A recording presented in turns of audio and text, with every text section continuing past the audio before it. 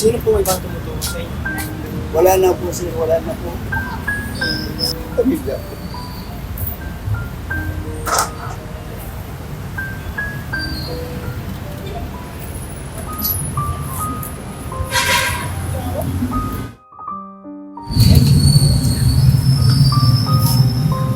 Kasi sir, alam ko, ang Diyos, nakikita yung kalooban ko. Sa katanungan ninyo, kahit anong oras, kahit saan nila ako iharap, kaya po ulitin yung sagot ko po. Dito po, kaya ako naluluha.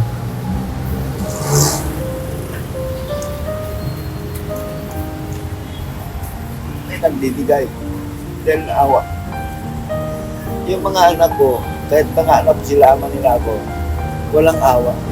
Kasi kung naunawaan nila, ginagawa nila yung nila gagawin ko sa akin. Kaya ang sagot ko po para sa iyo kanina, masama akong ama para sa kanila.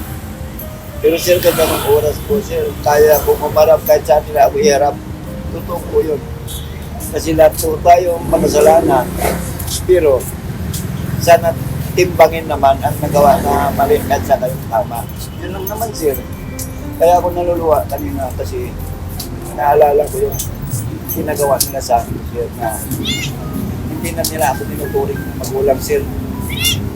So, kaya nasabi ko na naluluwa ako kasi maraming tao ang mabait. Kung hindi dahil sa mababait ko sir, hindi ko kaya mabuhay sa kalagayan ko. Ang binibigay nila na piso, ultimo piso o taas, pinapasalamatan ko po, hindi naman ako nakaganon. Nagpupukasala lang po ako yung kung may mag-abot, salamat to. Kung hindi ako sir. So, yun ang isang bagay na kaagad na mapasok sa isip ko na naramdaman ko agad ng awa sa sarili. Stroke po ako sir. Stroke. Ano pong pangalan niyo po? Jury sir, jury. Taga dito po kayo? Hindi po sir, taga-Payatas po. Taga Payatas. Kasi sir, sadya po akong umalis sa bahay kasi may ginagawa na hindi malanda yung mga anak. Okay.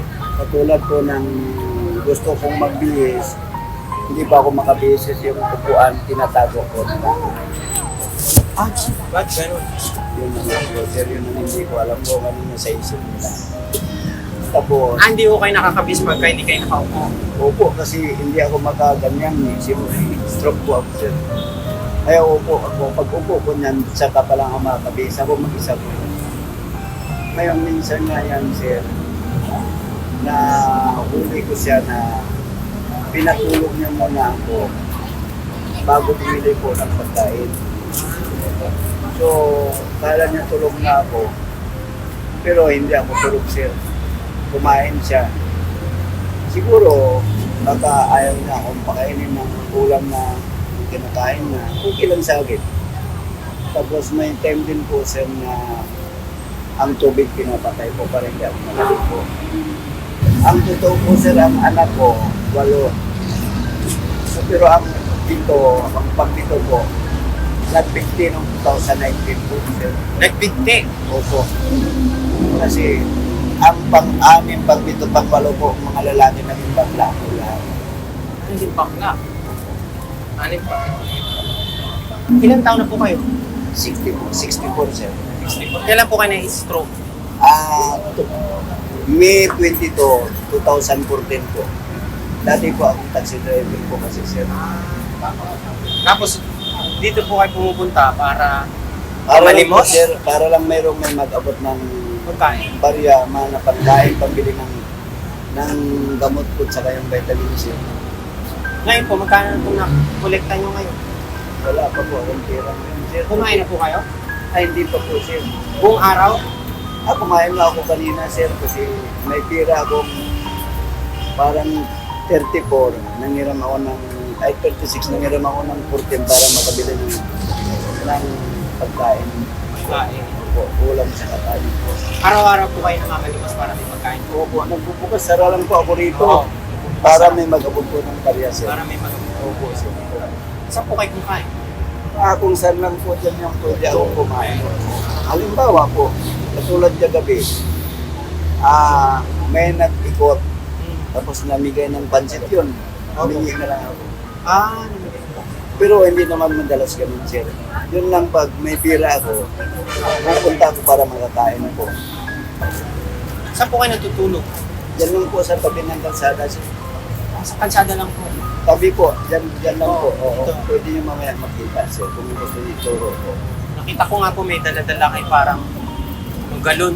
Ayun po, sir, yung sunrok. So, tama po kayo kasi, Sunrocks. oo, sunrok siya. Tayo kasi, nakita ko dun sa CR ng mga PWD. Ngayon, ang nilinis po ko dyan kahapon, maayos na po. Tapos, may humiga na kayong mga babae ng mga tao dito kagabi. Hiniram yung karton ko. So, kasi malinis na, di okay na. Kaya lang po sa kagabi, sir, pagdating ko, marami na pong ihi.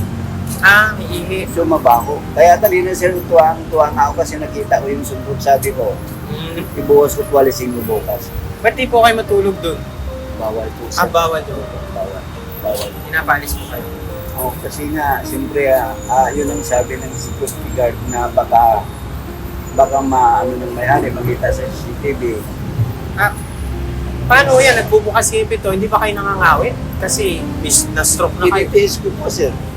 Tinitiis ko, tutulong po. Kahit pagod mo po.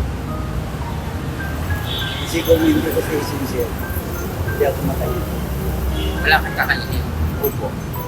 Eh bakit po galit sa inyo yung anak? Maraming dahilan po, sir, sa totoo lang po. Meron naman silang dahilan na totoo. Pero meron naman silang dahilan na hindi totoo. 1997 po, pumunta ako rito sa Manila bilang mag-family driver. So, nung panahon na yun, November po yun, sir.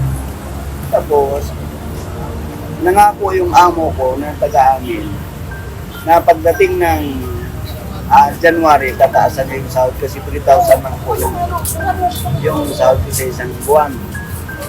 So, nung hindi niya pinasang, nung kinumpunta ko naman po, umalis po ako. Nung umalis ako, dumating yung panahon na wala akong trabaho. Yun po yung dahilan na hindi ko po sila napadala sa probinsya po. So siguro, iniisip nila, pinabayaan ko. Hanggang sir nagkaroon ako ng utang na loob sa isang babae. Kababayan ko po yun. Na siya yung sa akin na para maka-extra maniyo ako na may income.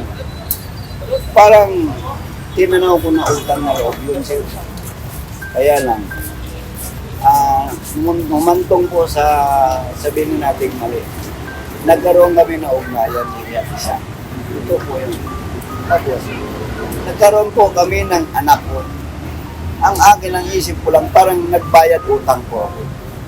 Hindi ko siya ginusto, gawa ng tinitingin mo yung utang na loob ko po, sir. Parang yun yung naging kabayaran. Pero, ang pamilya ko po, hindi nawala sa isip ko, ang nawala lang po ang suporta ko. Yun lang po, sir. Kung may sasabihin po kayo sa anak ko, gusto niyo sabihin.